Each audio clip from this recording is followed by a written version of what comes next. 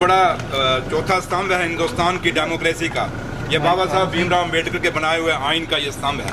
आप क्या सोचते हैं? आपको भी अपना एक व्यू देना चाहिए।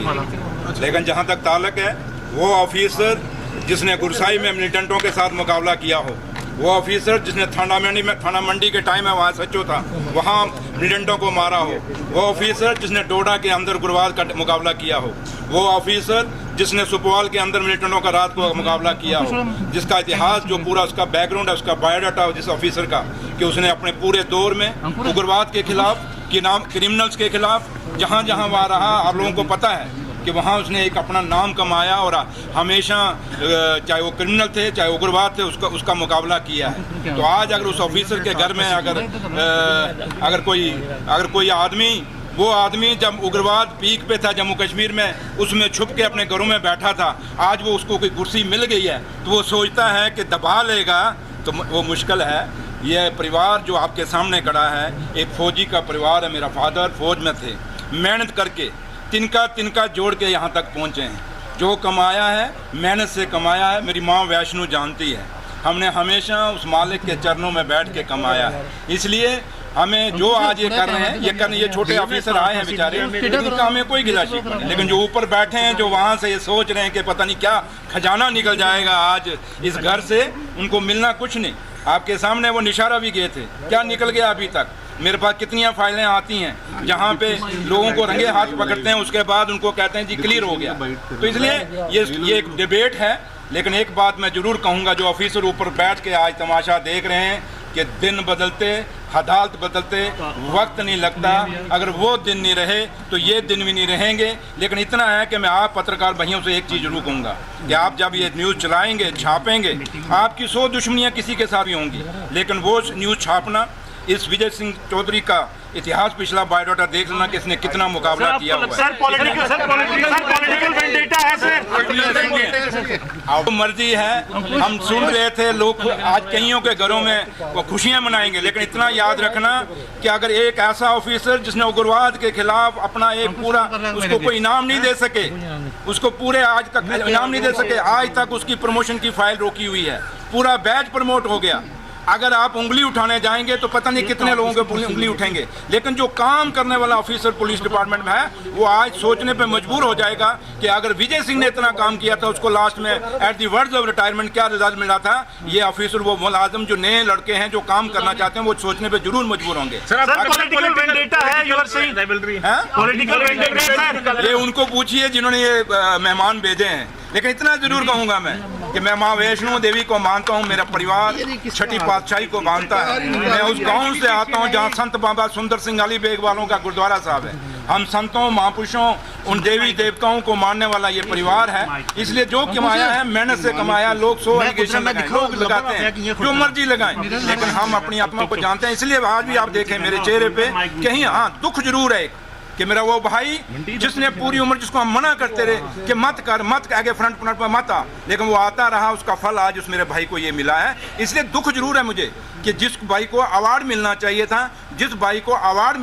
था, उसको प्रमोशन मिलनी चाहिए थी, उसको प्रमोशन को रोकने, क्योंकि उसकी फाइल आपको पता होगा दोबारा चली है, उस फाइल को रोकने के लिए, उस प्रमोशन की फाइल को रोकने के लिए कुछ लोग जो ऑफिसर पुलिस की इनर जो रेवलरी है, कुछ ऑफिसर जो इसको पसंद नहीं करते थे, वो सोचते हैं कि शायद विजय सिंह को दबा लेंगे। आप लोग विजय सिंह को जानते हो, विजय सिंह दबने वाला नहीं। लेकिन इतना जरूर है, ये लड़ाई शुरू हुई है, अब इसका मुकाबला हम करेंगे, लीगली तरीके से करेंगे। हमें हिंदुस्तान की जुडिशरी पे और जम्मू कश्मीर के काफ़ी सारे अच्छे ऑफिसर भी हैं जिन पे हमें भरोसा है, और जो लोग इंसाफ करेंगे। अगर विजय सिंह गलत है तो गलत होना चाहिए, अगर वो सही था तो उसको अवार्ड मिलना चाहिए था, उसको उसकी प्रमोशन होनी चाहिए थी, ना कि आज उस 2-2.5 साल बाद जब उसकी रिटायरमेंट थी, उसके पहले आप उसकी प्रमोशन रोकने के लिए इतना बड़ा तमाशा करा। आपको लगता है कुछ मिलेगा उनके घर से? चलो, आप भी इधर हैं, शाम तक बैठो, वो भी इधर हैं। यहाँ कईयों के पहले घर में पड़ा है, तो क्या हो गया? जो लोग ऑफिसर जो काम करने वाले हैं, उन पे काम के एलिगेशन किस पे लगते हैं? काम करने पर। कभी उस ऑफिसर निकम्मे पे एलिगेशन लगते देखे जो सिर्फ दफ्तर से बैठ के सियासतें करता है? ये ऐसे निकम्मे ऑफिसर जो हैं, ये साजिशें चलते हैं। लेकिन जो काम करने वाला ऑफिसर है, कभी आपने देखा है उसको कि भाई उस पर एलिगेशन नहीं लगते? लगता है आप चाहे कोई भी लीडर होगा, चाहे भी कोई भी आदमी काम करना, और आप पत्रकार हैं, अगर आप अच्छा काम करेंगे आप पे भी एलिगेशन लगाएंगे। तो जो पत्रकार चमचागिरी करता रहेगा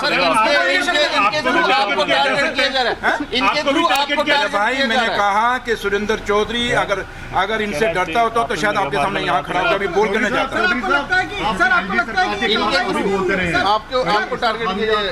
नहीं, मैं एलजी साहब को नहीं कहूंगा इसमें। एलजी साहब नहीं, ये पुलिस के अंदर कुछ लोग हैं जो प्रमोशन उसकी रुकाना चाहते हैं, और आप ललित जी अच्छे से जानते हैं उस विजय सिंह को, या नहीं जानते तो फिर आप में से कौन नहीं जानता?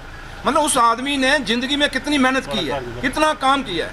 बाकी आज उसके वहाँ बेटा है, उसके क्रैशर पे वहाँ गए हैं। मुझे बताओ, क्या इतनी लंबी नौकरी में एक क्रैशर नहीं लग सकता? यहाँ चपरासी 10-10 लगा के यार, यहाँ चपरासी 10-10 लगा के नौशहरा के अंदर, आपको पता है? तो इसलिए आप एक क्रैशर पे कहते हैं विजय सिंह का क्रैशर बेटे का, वो यार इतनी लंबी उसने नौकरी की, बच्चे एडजस्ट नहीं करने थे।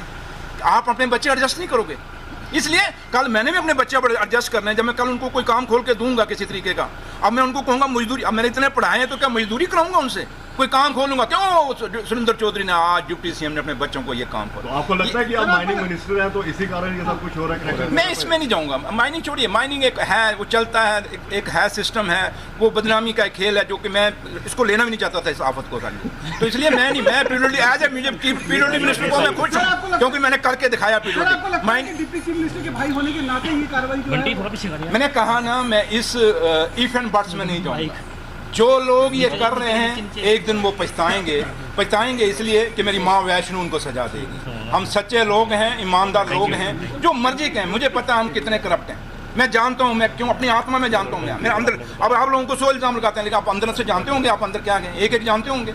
इसलिए छोड़िए, मैं इस डिबेट पे नहीं जाऊंगा वो क्या मैं कौन सा हूँ क्या हूँ, लेकिन इतना जरूर कहूँगा कि मुझे दुख हुआ कि वो ऑफिसर जिसने पूरी जिंदगी गद से अगेंस्ट जाके उसने उग्रवाद के खिलाफ लड़ा, और उसको हमेशा पोस्टिंग आप देख लें पुंछ में 90 में कौन जाता था, या सॉरी ये जब पीक पे मिलिटेंसी थी 97 98 में जब रास्ते बंद होते थे, कौन जाता था पुंछ में? ऑफिसर ट्रांसफर लेने से डरते थे। और ये सामने होकर आपको याद है, चट्ठा चौकी, कोई चट्ठा में चौकी बना के राजी नहीं था। ये वो ऑफिसर था जो खुद उसने कहा जी मैं चट्ठा में चौकी बनाऊंगा, जो चौकी आज चट्ठा में जहाँ कोई घुसता नहीं था, दिन को नहीं, कोई रात को तो दूर है, दिन को नहीं घुसता था। यार दुख हुआ इस बात का मुझे, इसलिए मैं नहीं कहूँगा ये क्या है, लेकिन मैं इतना जरूर कहूँगा जिन ऑफिसरों ने ये सियासत आज की है बड़ी गंदी की है, और आने वाला कोई ऑफिसर जो पुलिस डिपार्टमेंट का कोई काम या कोई सिपाही काम करना चाहेगा वो डर के करेगा, यार मैं काम करूँगा, गलती होगी, ये मेरे पीछे पड़ जाएंगे। इसलिए बदनामी उसी की होगी जो काम करेगा, जो काम नहीं करेगा वो हमेशा कोई